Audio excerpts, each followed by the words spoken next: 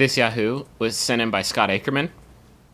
Thank you, Scott Ackerman. It's by Yahoo Answers user ARJ2288, who asks, how does Shaq have mental conversations? What? Shaq claimed at the 2009 NBA draft that he had mental conversations with LeBron James. Quote, I haven't had any verbal conversations with LeBron, but I've had many mental conversations with him. How is this possible? The obvious answer is that they are both tomorrow people. Mm-hmm. If you remember that. Maybe they're both Fae. Maybe they're each half Fae. They can read each other's They thoughts. might be That's possible. of... I've always said that Shaq does seem of the Feywild. Mm-hmm. But If you kind of catch him out of the corner of your eye, his eyes are all black. Mm-hmm. And vampires are always trying to get him. Yep. Could it be that they are the same person, separated at birth? No, wait, that doesn't work. Or time travel. Shaq time traveled. Dimensional travel. I don't think that's... I think that's just like movement in space. I think just walking is dimensional. I meant like other dimensions. I know he's a number one jokester of the entire league, but I think there's probably some truth to this.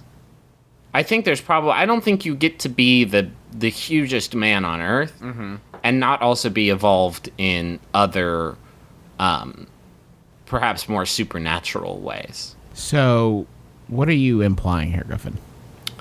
I am implying that Shaquille O'Neal is a mutant. He is Homo superior, is what I'm saying. Oh, I see.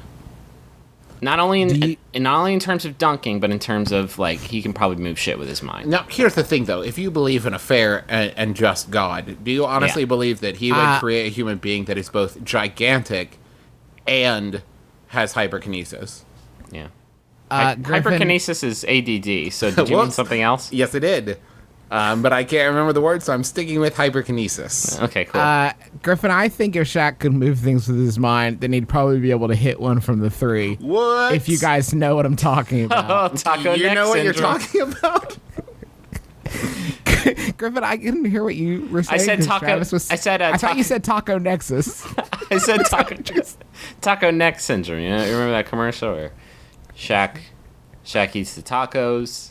You guys not remember taco neck syndrome? I can't believe I have to explain to the two of you, Of all people, what Taco Nexus prominent is. watchers of television and eaters of food, known Taco Bell enthusiasts. Uh-huh. There's a commercial where Shaq he was shooting threes. This is going to be And funny. he's making all of them. He's making all the threes, which he's not known for. Like, it's not his core competency.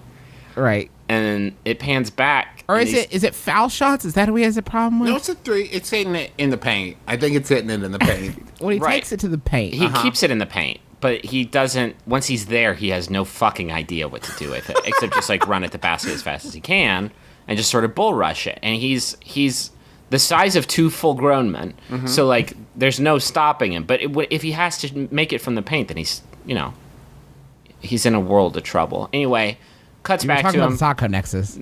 He's making all these sweet threes and pans back, and his neck is like tilted to one side, and they're like, "What? How did it happen?" And some like doctor is like, "He's got taco neck syndrome," and it's when you like tilt your head to like so you don't tilt the taco, you tilt your head so that you don't lose any of the sweet meats in there. He has Doritos Locos Taco Syndrome. Do you mean diabetes? Yes, I do. No, that's just when you get crumble fingers. You're like America, it's your friend Justin McElroy. Just tilt the taco. Trust me. We can have to lose stop a Taco Neck couple Syndrome. of the cheese shreds. Man, can you imagine how funny this would have been if that commercial was still on or had been on in this presidential administration? Do you Hey, think? guys, where's the beef? Fuck. Cut it out, Justin. Cut it out. Do you think that playing basketball with somebody enough sort of gives you that sort of instinctive, like, it sort of gives you a form of extrasensory perception as to what that person is thinking? Because, like, if the three of us played basketball with each other our entire lives, as opposed to just the 4 or 5 times that we did it in the basketball court that we had in our backyard for some reason, like, whenever we get on the court, like I would know what if Travis wants me to get free and get in the paint.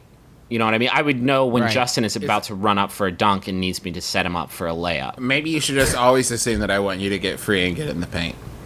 If I'm going to run in for a dunk, why are you going to put me in for... Oh, so I'm going to dish it. I'm going to dish you the rock, basically. Or you could hit fake me. dish it. You could fake left and then dish right. You know how in NBA Jam, sometimes you go up and you jump up in the air to, like, dunk it, and then you somehow throw the ball behind your head without moving your arms at, like, 200 miles an hour? Uh-huh.